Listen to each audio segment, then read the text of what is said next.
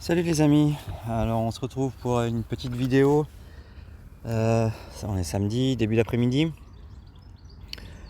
Donc je vais faire un petit récap du BTC et vous montrer un des indicateurs en fait que je regarde, qui est la dominance de l'USDT. L'USDT c'est le stablecoin qui est le plus utilisé par les gens, le plus utilisé dans les contrats futurs. Donc c'est vraiment pour moi un indicateur de la santé en fait des cryptos, parce que si l'USDT dominance est très haute, ben voilà, c'est-à-dire que les gens restent en cash et on peut s'attendre à ce que les marchés ne bougent pas beaucoup. Alors d'abord on va aller sur le Bitcoin.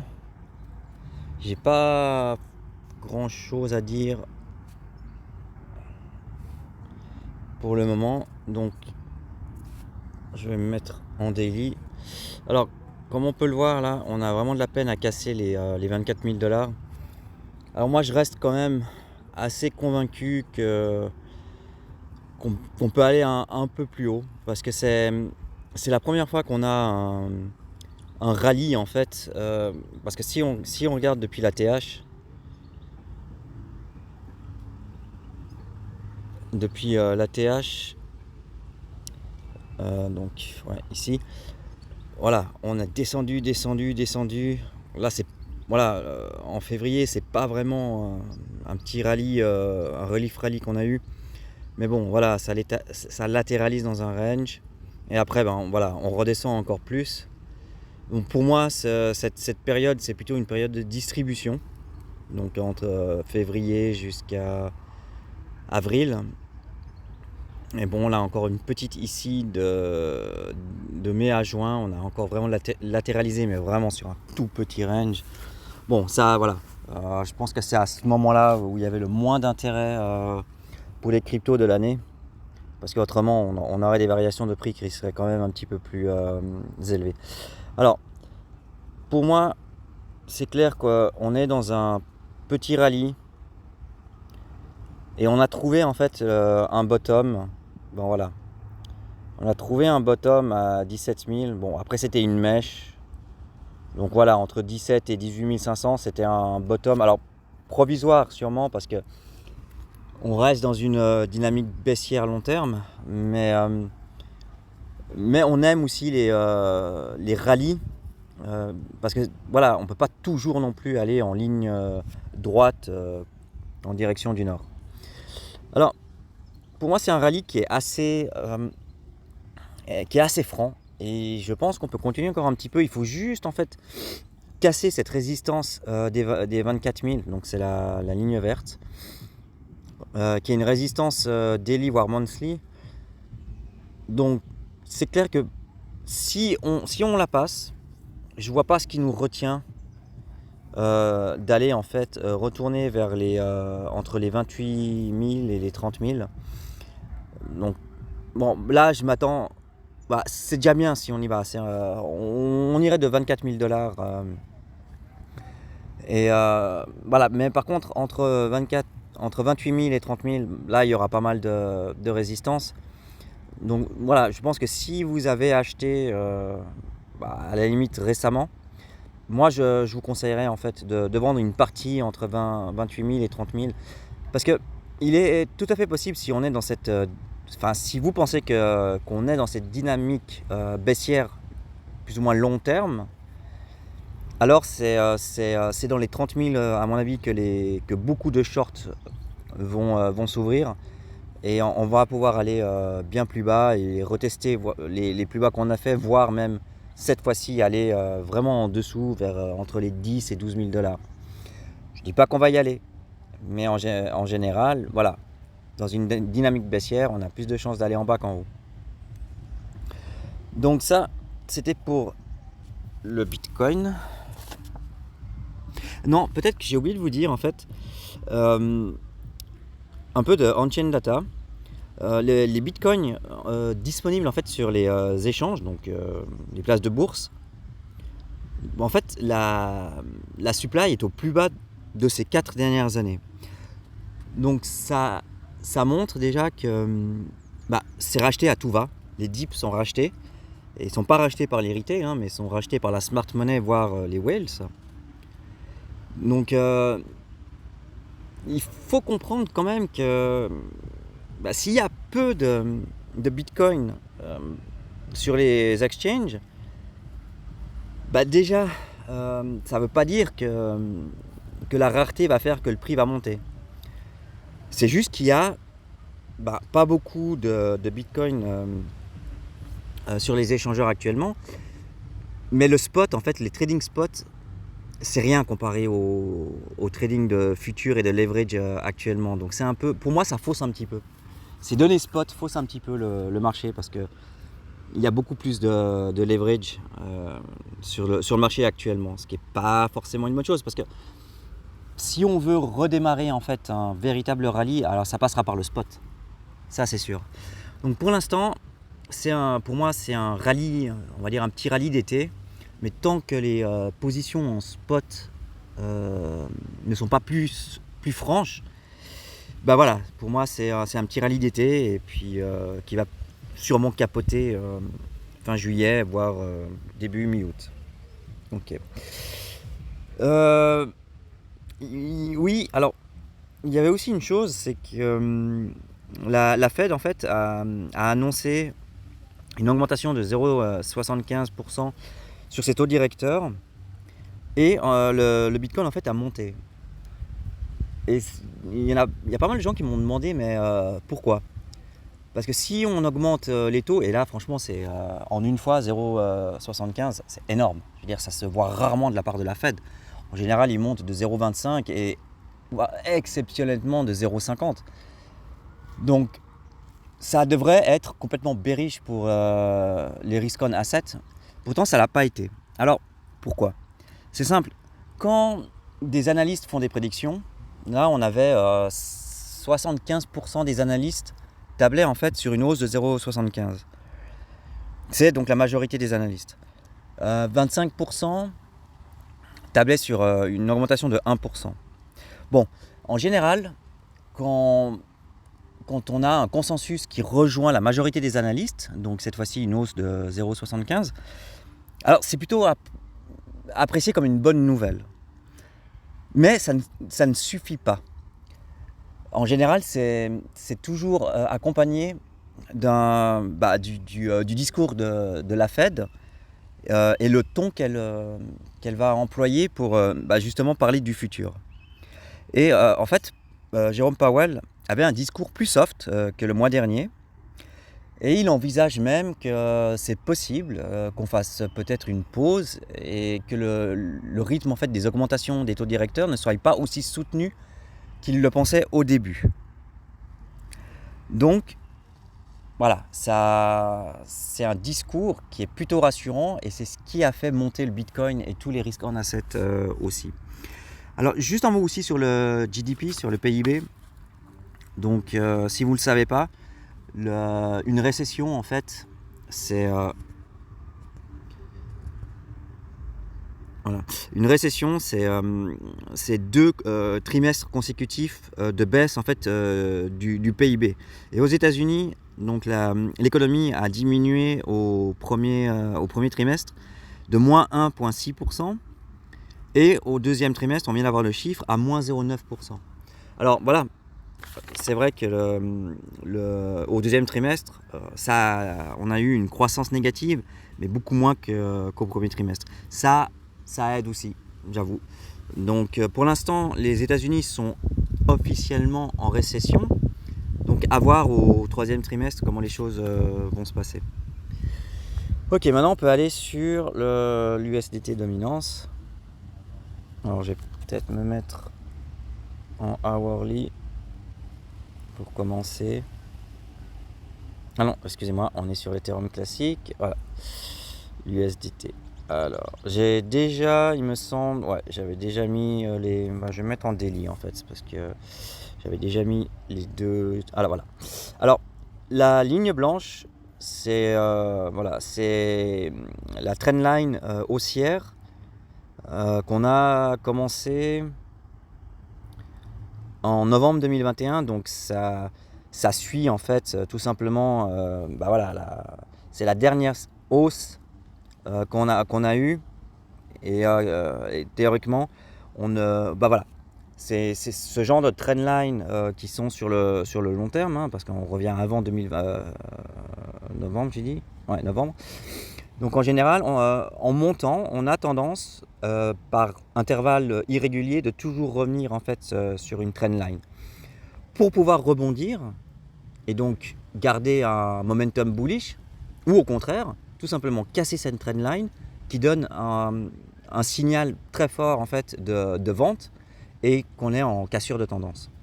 Alors là, je vais peut-être pas forcément d'abord aller aussi loin, mais je vous ai mis en fait un support sur la ligne jaune au 5,76%. Donc voilà, donc il est possible que qu'on aille toucher en fait ce support et qu'on remonte. Ce qui voudrait dire théoriquement que les positions en USDT donc, vont descendre encore un petit peu. On est maintenant à 6,10%. Et si on rebondit et on remonte sur ce support, voilà, c'est-à-dire que les gens vont vont commencer à vendre leur crypto et garder du cash, voilà, parce qu'ils pensent que c'était le moment de prendre des bénéfices et d'avoir du cash au cas où s'il y a voilà, un gros dip. C'est comme ça que la smart money en fait elle réfléchit et agit. Si on arrive sur ce support et on casse, alors on le casse à la baisse, et voilà, on pourrait descendre à près de 5%. Et là, à voir si on rebondit ou si on casse. Et si on casse cette trendline blanche, bonne nouvelle, hein. C'est-à-dire que les gens sortent des stablecoins pour se mettre en fait en crypto. Donc voilà, c'était le petit review en fait du Bitcoin et de l'USDC dominance pour aujourd'hui. Ok, alors maintenant du coup je vais vous parler du Higher Music Challenge. Donc c'est voilà, ça va se dérouler aujourd'hui sur cette vidéo, la première vidéo, jusqu'à dimanche prochain, donc une semaine et un jour. Alors c'est tout simple, pendant la vidéo, ça peut être au début, au milieu, à la fin, je vais vous mettre cette photo et je vais vous passer une musique, tout simplement, et il va falloir découvrir, chercher l'auteur, peut-être si c'est une musique de film, le film. Je vais pas évidemment demander des choses, voilà, si c'est une musique de film, je vais pas vous demander l'auteur, mais bon, le film. Mais il faut que votre réponse en fait soit mise en commentaire de la vidéo du jour. Ça c'est important parce que sinon, si vous avez trouvé mais que vous mettez pas la réponse dans le commentaire, vous pouvez théoriquement pas participer au tirage au sort, parce que ce que je vais faire, c'est que je vais prendre toutes les réponses vidéo par vidéo, et puis voilà, le compte YouTube qui a le plus de bonnes réponses, c'est lui qui va gagner le giveaway.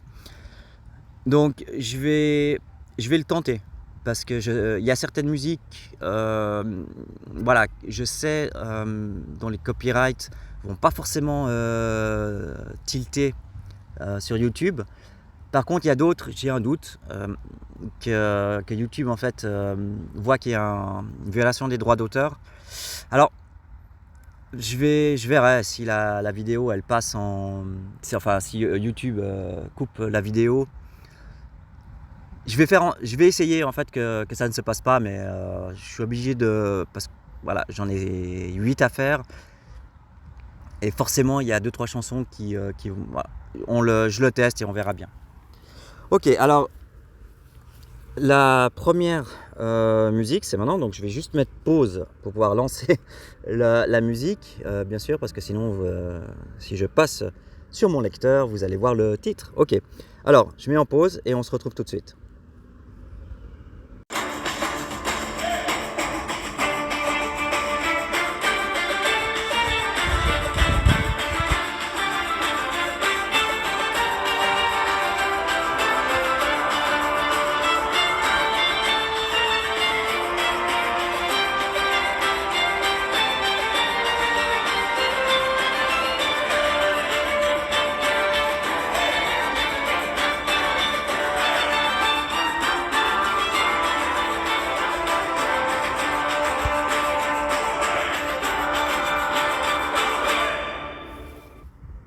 Et voilà, donc à vous de trouver ce que c'est. C'est pas quelque chose de très très difficile, mais voilà. Il va falloir, je pense, la plupart d'entre vous vont devoir chercher un petit peu. Alors, comment vous allez chercher? Il y a une façon très simple, hein. C'est une application, mais je ne vais pas forcément vous aider un peu, voilà, plus que ça. À vous de vous débrouiller. Donc, si vous avez la bonne réponse ou si vous pensez avoir la bonne réponse, eh bien, vous l'écrivez dans le commentaire de cette vidéo. Ok.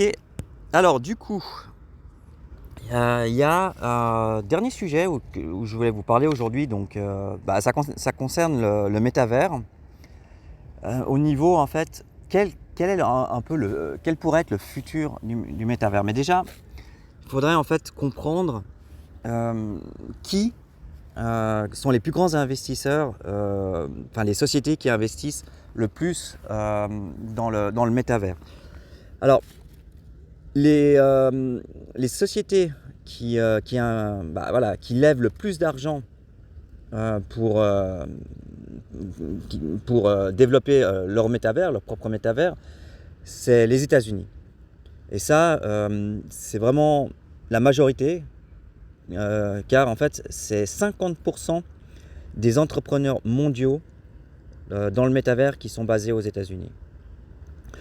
En Asie, il y a 31%, et en Europe, ben voilà, c'est toujours la même chose, 14%. L'Europe n'est jamais et ne sera jamais leader en quoi que ce soit en relation avec les cryptos. On le sait depuis Mika, enfin je veux dire même pas qu'on le sait, on en est sûr, hein. Donc voilà, donc le métavers, on va dire que c'est quelque chose qui a commencé il y a longtemps, mais bon, ça a piétiné. Et l'accélération du secteur jusqu'en 2020 en fait a été c'était assez lent.